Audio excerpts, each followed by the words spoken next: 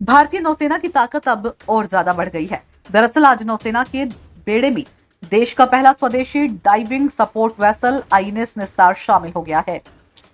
केंद्रीय रक्षा राज्य मंत्री संजय सेठ की मौजूदगी में विशाखापट्टनम में स्थित नेवल डॉकयार्ड में आईएनएस निस्तार को नौसैनिक बेड़े में शामिल किया गया। आईएनएस निस्तार को देश में ही डिजाइन और इसका निर्माण किया गया है। हिंदुस्तान शिपयार्ड लिमिटेड ने 8 जुलाई 2025 को ही भारतीय नौसेना को सौंपा गया था। इस युद्धक जहाज का निर्माण भारतीय शिपिंग रजिस्टर के नियमों के तहत किया गया है।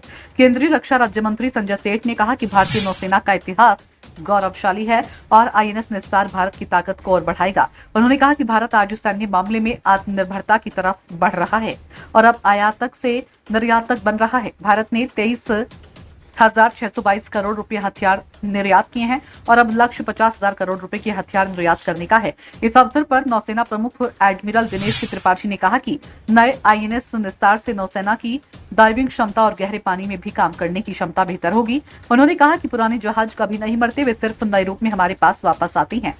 रक्षा क्षेत्र में आत्मनिर्भर भारत की दिशा में ये अहम कदम है। सरकार के आधिकारिक बयान के अनुसार कुल 120 एमएसएमई कंपनियों ने मिलकर इस युद्धक जहाज को बनाने का काम किया। आईएनएस निस्तार के 80% उपकरण स्वदेशी हैं। ये युद्धक जहाज आधुनिक तकनीक से लैस है और इसकी मदद से समुद्र में गहरे तक उतारा जा सकता है।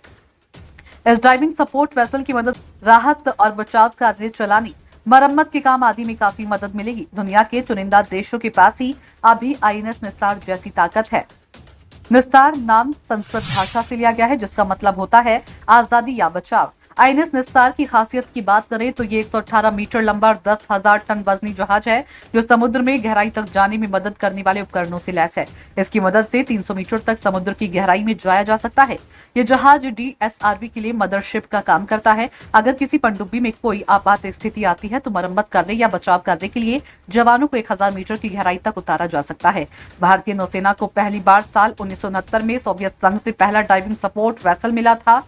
करीब 2 दशकों की सेवा के बाद उसे रिटायर किया गया था। अब आईएनएस निस्तार स्वदेशी और भारत में ही डिजाइन किया गया है। ब्यूरो रिपोर्ट, नई दिल्ली।